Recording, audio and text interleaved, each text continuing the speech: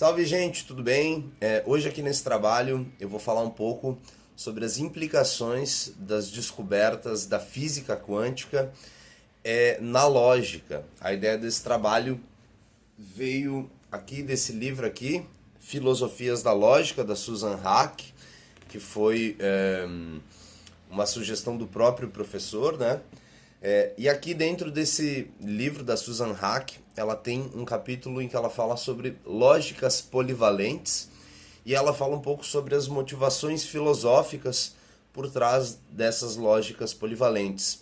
E uma delas, ali mencionada, entre várias outras, é a mecânica quântica, embora ela não discorra, porque nem é esse o intuito do livro, né? Ela não discorra com profundidade sobre esse assunto em particular no livro, mas eu peguei essa referência inicial e busquei depois um outro artigo para me basear, e logo aqui no final eu vou mostrar a referência do artigo que foi a linha guia. Depois dessa introdução aqui da Susan Haack, esse artigo ele guiou a exposição aqui desse trabalho. Mas para a gente introduzir, né, um beabá bem básico mesmo que a Susan Haack ali coloca, uma lógica alternativa, antes mesmo ainda de falar da questão da polivalência, né, é uma lógica em que a gente tem uma variante da lógica clássica, da lógica tradicional, né? Meio óbvio até falar isso, né, mas a lógica clássica se estabelecendo aí como o padrão, digamos assim, né? Qualquer coisa que proponha algo diferente disso vai ser considerado, portanto, uma lógica alternativa. Uma outra frase da Susan Haack que ela tem nesse capítulo é que um sistema ele pode envolver tanto uma extensão do vocabulário dessa lógica quanto um desvio da lógica clássica, né? E o que seria esse desvio? Seria um conjunto diferente de teoremas e inferências válidas. Depois a gente vai detalhar isso melhor, mas, por exemplo, né, dois princípios que são fundamentais na lógica clássica, mas que não têm uma validade absoluta na física quântica, por exemplo, né, é o princípio do terceiro excluído e o princípio da não contradição, que são justamente princípios que trabalham sob uma lógica bivalente, né? Com apenas dois valores de verdade, né? Valor verdadeiro ou valor de verdade falso. E na mecânica quântica, então, a gente vai ter mais valores de verdades, né? A gente vai ter, como se diz, o terceiro caso, né? Um valor de verdade que não é nem 1 nem 0, mas que pode ser qualquer número compreendido entre o 0 e o 1. Apenas um breve comentário aqui que a gente pode fazer sobre essa segunda frase do slide, né, que o sistema ele pode envolver tanto uma extensão quanto um desvio da lógica clássica. Na verdade, mais do que um comentário, é um questionamento meu de leigo, né, se de fato meramente uma extensão desse vocabulário já seria suficiente para configurar uma outra lógica, na medida em que, acredito eu, uma extensão do vocabulário da lógica clássica não é nem desejado, né? Na medida em que o sistema que a gente hoje ele é eficiente, ele é funcional, ele para resolver as operações e para lidar com os objetos que ele se propõe, uma extensão desse vocabulário, acredito eu, não seria nem desejável, na medida em que ele violaria o princípio de economia, né? Que é um princípio de que, enfim, quanto mais simples for a solução, melhor, né? Menos recursos a gente vai estar demandando, menos energia, digamos assim, a gente vai estar demandando, né? E também pelo fato de que meramente uma extensão desse sistema não implicaria necessariamente uma diferença, né, de princípio, um caráter qualitativamente diferente de sistema, seria apenas um caráter quantitativamente diferente, né? E isso não seria suficiente para mudar o sistema em si, né, o modo como o sistema lida com os seus objetos, com as suas variáveis, como ele opera, como ele faz essas operações, enfim, né? Então, esse é uma dúvida e um questionamento que eu fiquei desse princípio que a Susan Haack coloca. Mas, enfim, vamos seguir em frente. Só para dar um breve panorama geral de algumas motivações filosóficas que podem estar por trás das lógicas polivalentes, né? Primeira delas, a primeira que eu coloquei, a Susan Haack coloca mais em ordens diferentes, mas eu coloquei só as que eu consegui explicar minimamente bem. Ela coloca outras no capítulo, né? Mas a primeira que eu coloquei aqui são os paradoxos semânticos, né? Do tipo, esta frase é mentira, né? Esta frase é mentirosa. Ou esta afirmação é falsa. Enfim, acho que eu errei exatamente a formulação da frase, mas esse é o princípio, né? Um paradoxo, claramente ele formulado pela linguagem em que, enfim, se a frase tiver verdadeira, bom, tá, não vou conseguir explicar, mas vocês conseguiram entender já como a frase coloca um valor de verdade, né, que é paradoxal, né, que ele é contraditório, né, autocontradtório, que feriria aquilo que a gente chamaria, né, de o princípio de identidade, né? X é igual a X, né? E X não pode ser diferente de X. Pois bem, outra motivação filosófica ali que a Susan Haack coloca é o dos futuros contingentes, né? Que tem a ver com a questão da lógica modal, né? Que a lógica clássica ela lida com aquilo que pode ser, que a gente pode determinar de maneira absoluta se é verdade ou não. Mas dentro da linguagem a gente pode colocar frases em que o sentido de verdade dela, de contingencialidade, impõe que esse valor de verdade ou de falsidade não tem uma aplicação tão precisa, né? Por exemplo, a frase Blumenau poderia ser a capital de Santa Catarina, né? Ou o Brasil poderia ter sido descoberto pelos vikings, né? Ou é verdade que eu... Aqui a Susan Haack falou de futuros contingentes, mas eu trouxe outros exemplos falando do passado, né? Mas para falar de futuros, a gente poderia falar: é verdade que eu estarei na Palhoça amanhã a 1h da tarde, né? Então, a lógica clássica ela se mostra insuficiente para lidar com esses valores de verdade, né?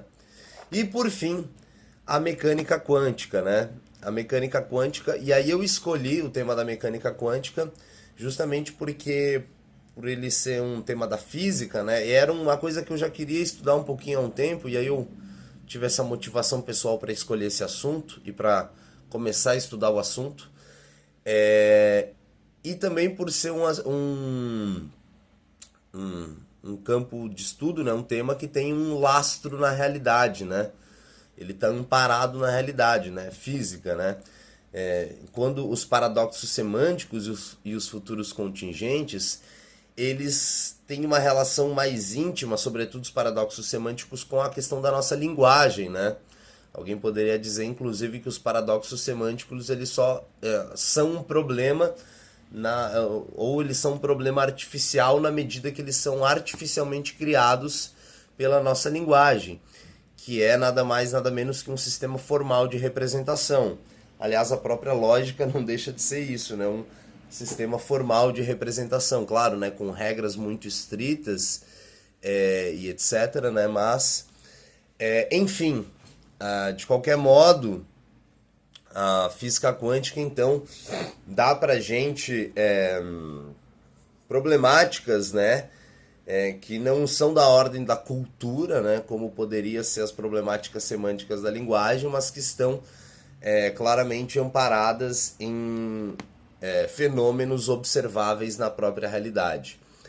Então aqui, esse slide aqui ele fala que um dos aspectos da teoria quântica que atraiu maior atenção geral foi a novidade das noções lógicas que a teoria pressupõe. Bom, para a gente entender que novidades são essas, vamos só revisar novamente como que a lógica clássica trabalha, né? A lógica clássica ela é uma lógica bivalente e ela só vai trabalhar com dois valores de verdade.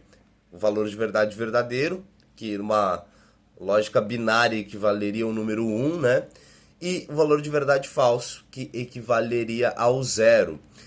E aí, na lógica clássica, as situações semânticas indeterminadas, elas não são sequer consideradas, né? E aí a gente tem, mais uma vez, a afirmação desses dois princípios fundamentais que a gente já mencionou. O princípio do terceiro excluído, que se eu tiver uma proposição, é impossível que essa proposição ela seja verdadeira e falsa ao mesmo tempo, sob as mesmas condições. Se eu tenho P, eu não posso afirmar ao mesmo tempo que P é e que P não é, né? Ou P é ou P não é. É impossível que algo seja e ao mesmo tempo não seja, né? Claro, ao mesmo tempo, sob as mesmas condições, né?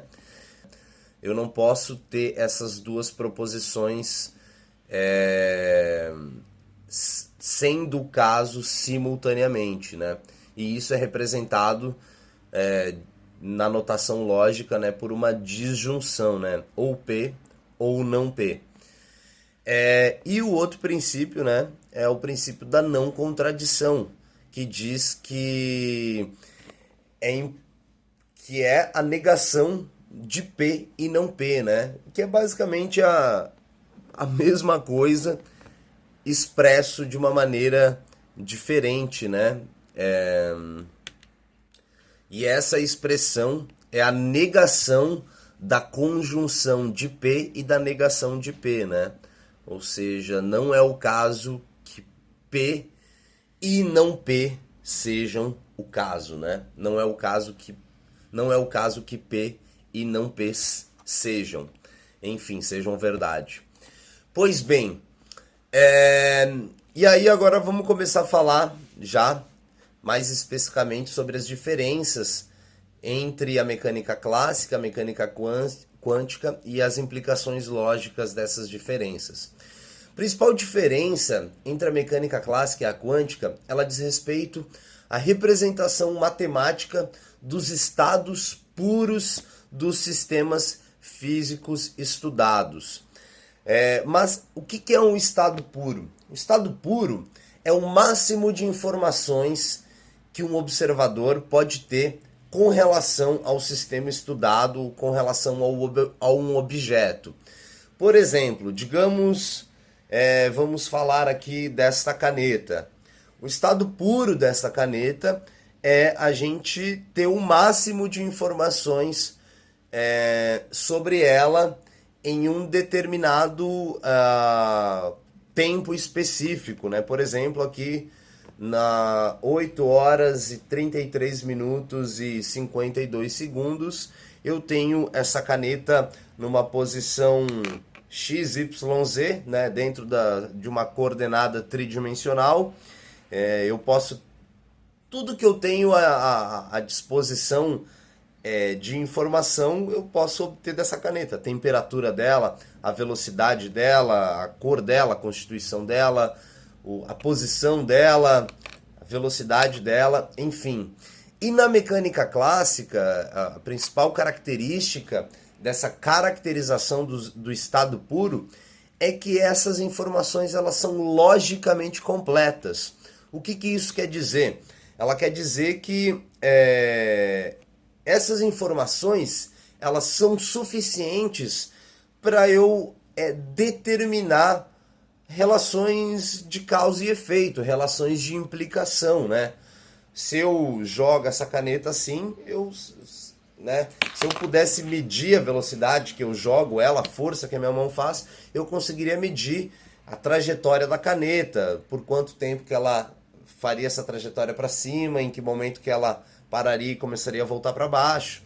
Enfim, todos esses cálculos, né? Toda essa, essa previsão precisa, né? Que aí a gente tem uma precisão na determinação desses fenômenos físicos macroscópicos, né? Dentro dessa escala observável a olho nu. E é por isso que a gente costuma dizer justamente que a lógica clássica, né, como a física clássica, ela é determinista, porque obtendo essa quantidade maximal de informações, né, esse estado puro do sistema, do objeto, nós conseguimos determinar outros estados maximais, né, estados maximais sequentes ou anteriores, né?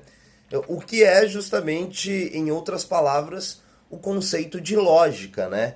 A derivação de consequências através de premissas, né?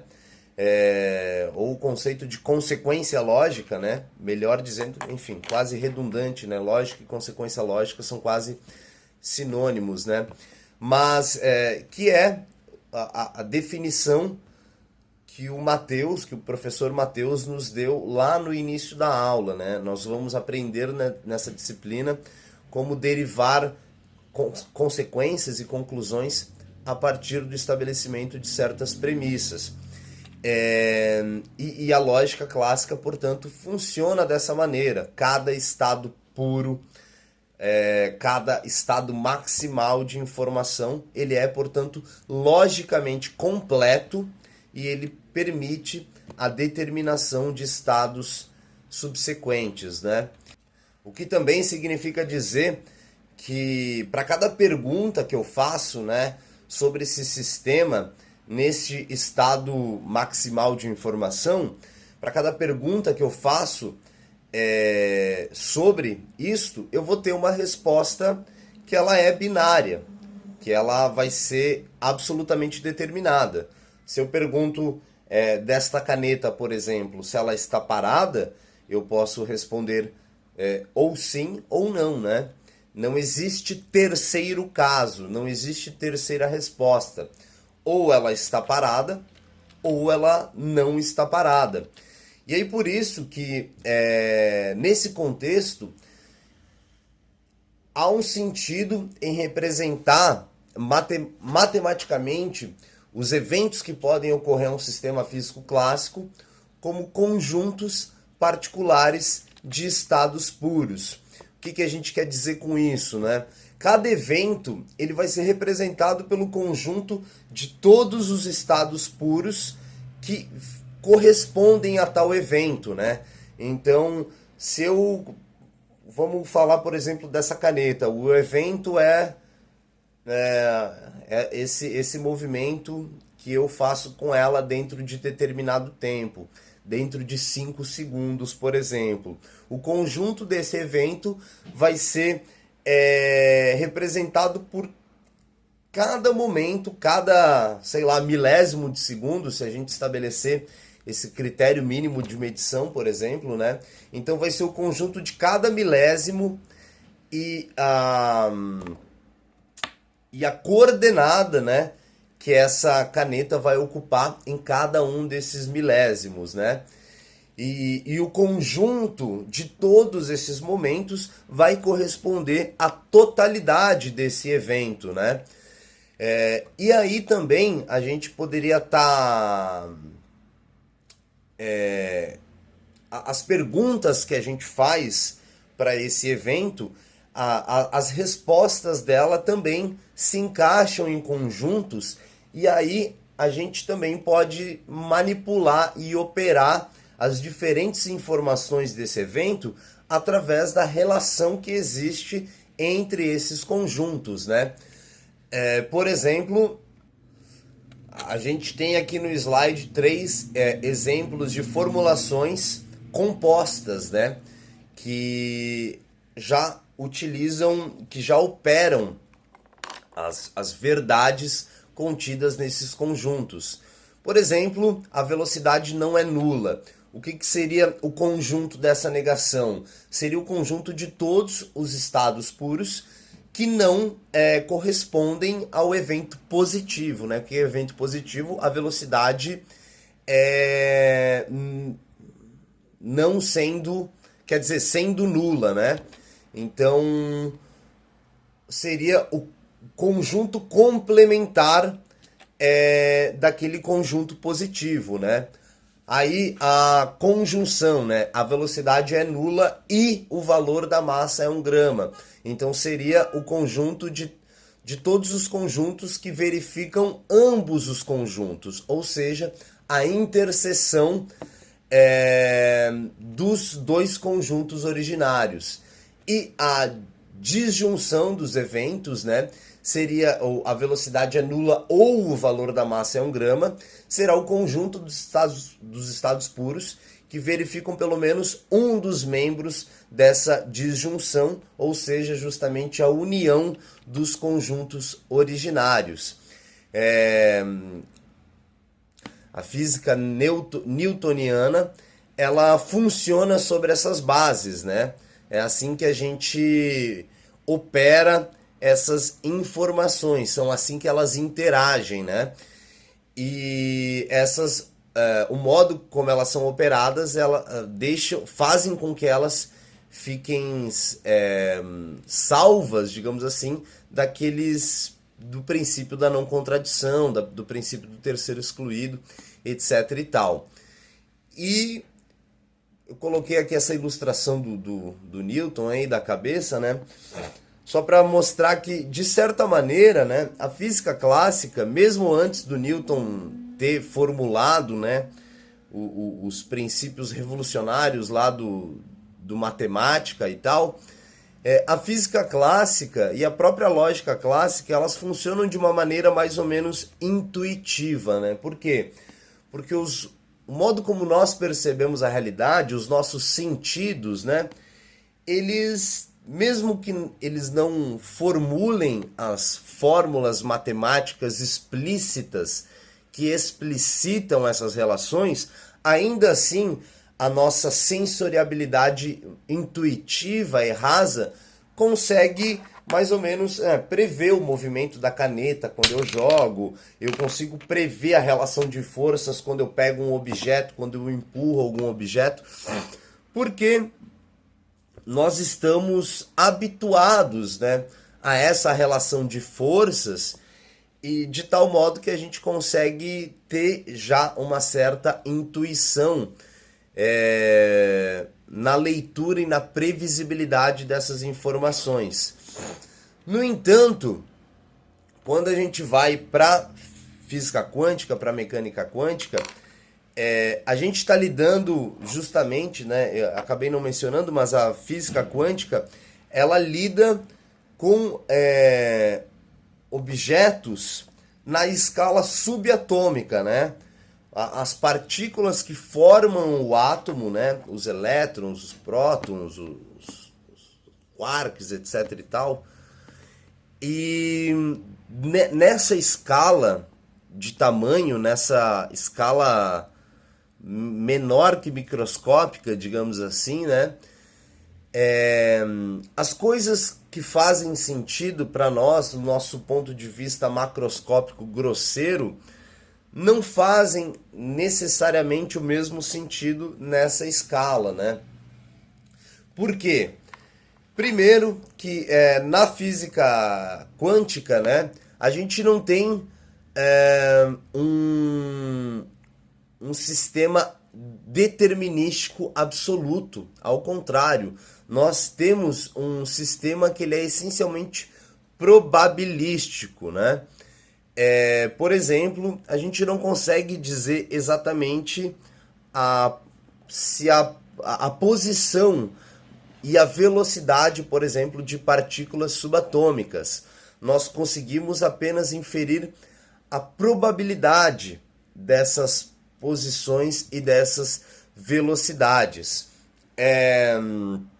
Ou seja, nós temos um princípio que não é bivalente, que ele não é só 0 e 1, mas que ele pode ter qualquer número compreendido entre esses dois números inteiros, né? Entre o 0 e 1. E, aliás, né, se a gente for matematicamente estrito, esses números eles são infinitos, né? Porque a gente vai ter, entre qualquer número inteiro, nós temos infinitos números, porque nós podemos adicionar infinitas casas decimais do lado, enfim, direito da vírgula, né? E também um outro princípio que existe na mecânica quântica é o princípio de indeterminação, que é que para eu ter, para eu saber informações de uma partícula, por exemplo, posição e velocidade, eu não consigo saber a posição e a velocidade dessa partícula simultaneamente, ao mesmo tempo, né? Ou eu sei a posição dela, e aí se eu sei a posição eu não sei a velocidade, ou eu sei a velocidade dela e não sei a posição. Ou seja, os estados puros na física quântica, eles não são, como na lógica clássica, logicamente completos. Eles são logicamente incompletos. Daí, nós não conseguimos determinar os seus momentos subsequentes, né? O que nós podemos determinar são apenas probabilidades, né? Nós não podemos estabelecer, digamos assim, essas relações de causa e efeito de maneira completa e absoluta como nós podemos fazer na lógica clássica. O fato dos estados puros quânticos não serem logicamente completos significa dizer, como o autor coloca, que esse mundo ele coloca não só limitações epistêmicas para a comunidade dos físicos, mas até mesmo uma hipoteticamente onisciente não conseguiria resolver esse dilema e encontrar um determinismo absoluto nesse estado maximal, digamos assim, né? Ou seja, digamos que a gente tivesse uma mente onisciente ali, um Deus, digamos assim, que conseguisse até mesmo ver o que a gente não vê e medir o que a gente não mede, né? Mesmo assim, essa mente ela encontraria esse mesmo resultado probabilístico, né? E sendo probabilístico, isso estaria indeterminado, né? Aliás, essa questão da mente onisciente, ela se relaciona também com uma outra questão da física quântica que eu acabei não mencionando, que na física quântica a gente percebe que o fenômeno ele não acontece de maneira não contextual. O que se quer dizer com isso? Que a observação do fenômeno, o registro do fenômeno, a mensuração, a medição do fenômeno, ele é capaz de influenciar o próprio fenômeno, ele é capaz de alterar o próprio fenômeno. E isso também ele é uma outra violação de um princípio fundamental da lógica clássica, que é que os fenômenos eles acontecem de maneira absoluta, independente do contexto, né? A observação, a medição, ela não interfere no andamento, digamos assim, do sistema. Mas isso não acontece na lógica clássica, né? Na lógica quântica, perdão. Então a gente tem aqui um outro dilema, né? Que é um sistema lógico que ele é, como eu disse, que ele é contextual, né? Que a observação, digamos assim, né? A participação de um observador, de uma mensuração, ela por si só, ela já é capaz de alterar no output, digamos assim, né, no resultado que esse sistema vai estar nos fornecendo, o que é, mais uma vez, uma violação bastante fundamental da lógica clássica.